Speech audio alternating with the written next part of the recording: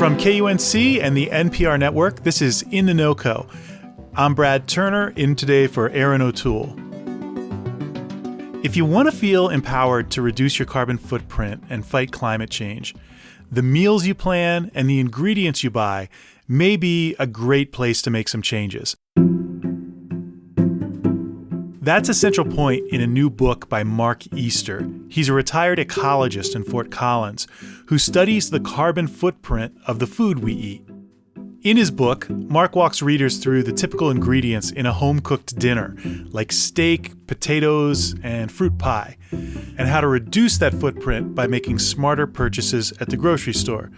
Mark shares his research from places like orchards and feedlots, and the food he recommends generally sounds pretty tasty. This is a white bean pasta with kale and garlic and cooked with a little bit of olive oil. That's a meal that my wife and I just love. I'm a pasta lover. Okay, me too. So we talked with Mark about his new book. It's called The Blue Plate, A Food Lover's Guide to Climate Chaos. It published earlier this month, and he'll appear tonight at Foothills Unitarian Church in Fort Collins to discuss it.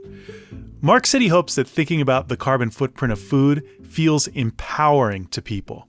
There's so much to potentially feel inadequate about related to the climate crisis. You know, we think about how we get around, whether or not to go on vacations, to do a staycation, how to heat our homes, how to cool our homes. And I think, really the last thing anyone wants to feel inadequate about is the food that they eat. It's just so incredibly personal.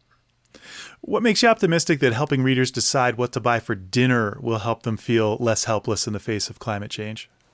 We increasingly see that consumer choice helps to drive the decisions that people who are providing food to consumers at their retail level and wherever it might be make a difference. Not just that, but policymakers make decisions based on these sorts of things as well, too. When people speak up, when they talk about these things, in terms of the things that they ask for at the restaurant or wherever they're eating, it does make a difference. People start to pay attention. To give an example of some advice in the book, you talk about how farmed shrimp has a massive carbon footprint, and you recommend something with less of a footprint, like farmed salmon. Why is shrimp so much worse? Yeah, it's really interesting. And it gets down to where shrimp are grown or where they're raised in these shrimp farms, in these ponds. Most of the shrimp that we used to buy came from the oceans. And starting over, about 30 years ago and increasingly, shrimp comes from shrimp ponds, from farms throughout the tropics. And those ponds are typically put in place of where mangroves used to be. In order to create the space to raise these shrimp, mangroves get cleared, they get deforested, and shrimp ponds are built in their place. These mangroves are some of the most carbon-rich ecosystems on the planet. It's just extraordinary. And then if you go through the process of clear-cutting those mangroves and draining those swamps and then replacing them with a pond to raise shrimp or some other fish, it creates really some of the largest food emissions that we see in the system. And it's disappointing too, because I love shrimp, and it's one of the things that I think, we get that confronts us when we're trying to make good food choices. We often hear that meat and meat products are a huge contributor to carbon emissions and climate change, but you don't advise readers to go vegan. Talk about what you think is a better framework for deciding how to eat. The answer is not just as simple as not eating meat. And there's a number of different things that come to the table with that. One is that there's good low-carbon animal-based protein alternatives out there, and one of them is farm shellfish. We're finding that it has a carbon footprint that's comparable to bread and vegetables. It's really surprising. And it's because they're taking up carbon dioxide and fixing it in their shells. They're turning CO2 from the air through the ocean basically into rock. But I think another big part of the story is that if we're going to eat locally, we can't necessarily expect to be able to raise wheat and tomatoes and lettuce everywhere. There's a lot of parts of the world where that would be an environmental disaster and would produce even more greenhouse gas emissions and have big problems for water quality and watersheds and air quality if you went in and plowed up soils that just never were meant to be farmed.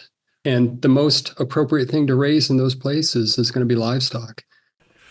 You traveled and spoke with many farmers for the book. One of the memorable trips was to an orchard in Hotchkiss, Colorado, that specializes in regenerated peaches. What is regenerated fruit, and what makes it more sustainable than a traditionally cultivated fruit? What regenerative really means is the farmers, they've got a focus on carbon. They're trying to increase the organic matter in their soil and in their farms, in their pastures, wherever carbon has a role. And the big emphasis is on increasing the carbon in the soil. And we find that that's just a win-win when that happens. The soils are able to hold more water. They're able to capture more snowmelt and rainfall when it becomes available. It gives the opportunity for the farmers to be more resilient. They can weather the ups and downs of the weather cycles that are becoming more and more variable with climate change. And it allows them to potentially irrigate less or start their irrigation later. These sorts of things improves their yields. And in the end, we're finding that farmers tend to be more profitable when they're able to adopt these regenerative practices. Is there a way I, as a consumer, can know that I'm buying or supporting fruit grown with regenerative practices? Is there a label I can look for?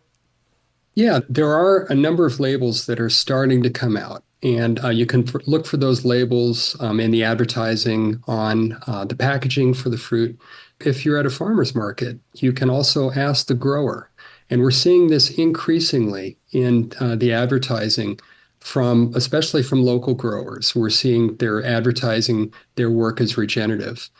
Just go up and ask them, talk to them about it. And I do that all the time, and I love the conversations. It's fascinating to see what they have to say about it and how motivated they are. Finally, Mark, do you think your friends ever worry you're judging them when they have you over for a dinner party?